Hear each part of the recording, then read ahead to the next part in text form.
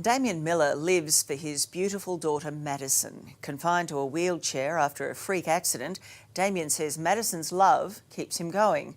But in another cruel blow to this father, he now faces deportation and risks being separated from his little girl. So Damien contacted us. He's cuddling the well. Oh, good girl. Damien Miller is more worried about his daughter Madison than himself right now. She doesn't quite understand. Yeah, it's hard for a 5-year-old, isn't it? And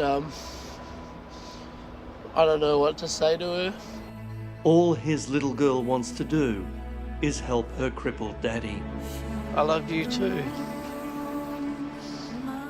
There'll be nobody to feed him and give him water, and I want him to stay with me.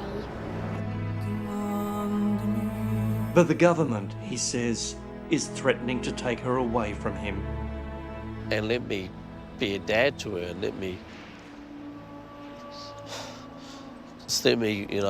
teach her, the rights and the wrongs, and watch her grow up. As if the accident wasn't enough. We complain right now about losing some short-term freedoms. Try being this family with the things they're losing, and you'll never complain again. And he says the only thing what gets him through the days and nights is watching his little girl grow up. And now they're trying to take that off him. He's lost his whole life, and now they're telling him he's going to lose his little girl too.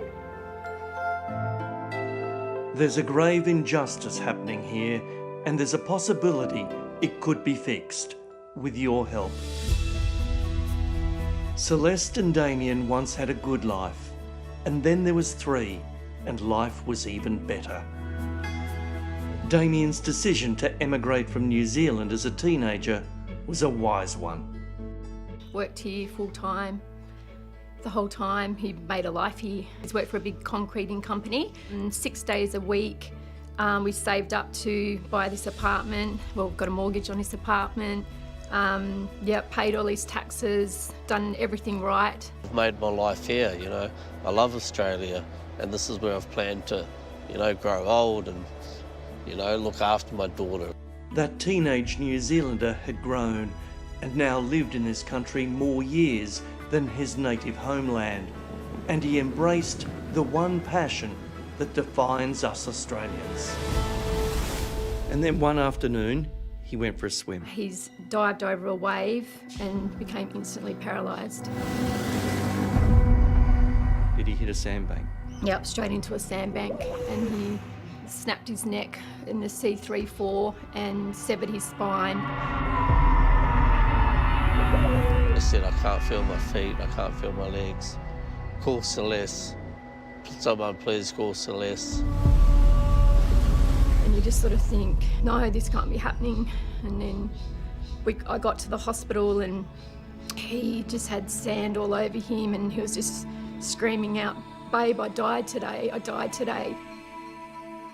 Devastating, life-changing accident, and the last swim he would ever have at his beloved Newport Beach in Sydney's north. So he's quadriplegic, and he's got no chance of any movement from his neck down. Celeste, how do you explain that to your 5-year-old daughter? She still says to me now, when Daddy's out of his wheelchair, we can do this and that. And I said, Daddy will never be out of his wheelchair.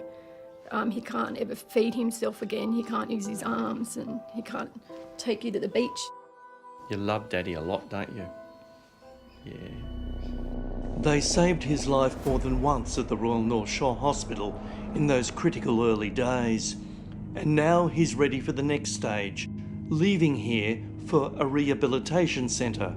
But as if losing all movement from the neck down wasn't bad enough, more devastating news was to come. 3 doctors and a social worker came into his room and said, "We've got a bit of bad news. The NDIS has rejected your claim, so your only choice is to stay in this hospital or go back to New Zealand to live." So he's unable to go from the hospital to the rehab. He's missing out on the rehab he needs so severely, not just for his physical, but for his mental health. And the offer to stay in the hospital was only for the duration of the COVID-19 crisis. So the only option is for him to go to New Zealand. They can't break up a dad and his little girl. They can't send him home. In New Zealand, he has an elderly sick mother and no one to care for him. You know, he's lived his whole adult life here. He's got a child, all his friends. He's got no support in New Zealand.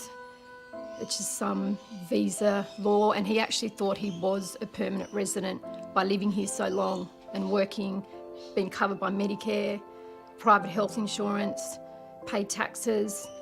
He never knew this NDIS just wouldn't fund him. So you introduced Celeste to it? I actually did, yeah. Storm Griffin My brother, Damien, and a couple of the other boys followed me over here. was one of those young Kiwi teens who came over all those years ago and simply asks, How can Kiwis pay for the NDIS yet not have access to it?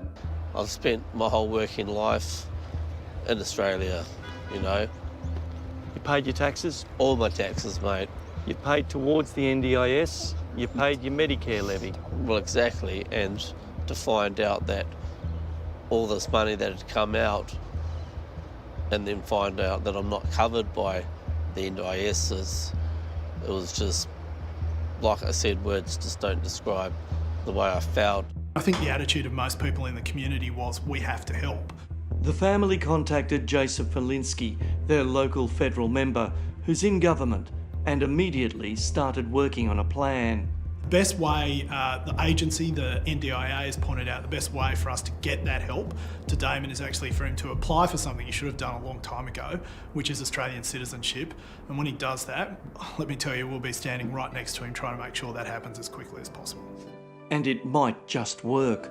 There's a very big light at the end of the tunnel, and all of us want to make sure that he gets the help he needs because he's helped so many other people in his life.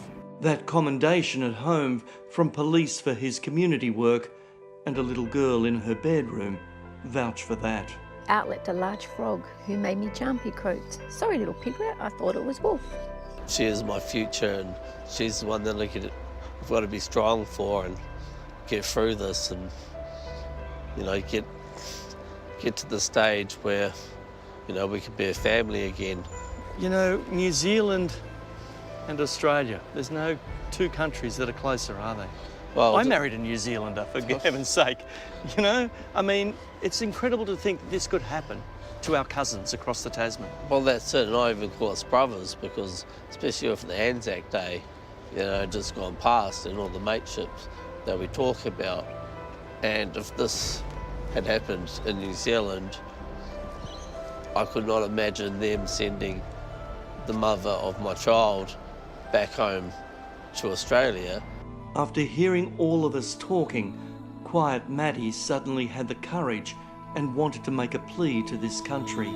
I'm Madison and I don't want my daddy to go back to New Zealand, and I want him to stay with me. Every child needs their dad in their life. I just can't accept that they'd actually send her father to another country because he had an accident. And with that, Bye, Dad.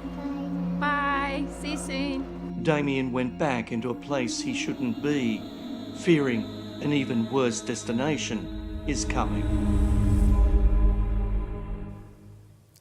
Oh, let's hope he gets that citizenship, and we will let you know the outcome.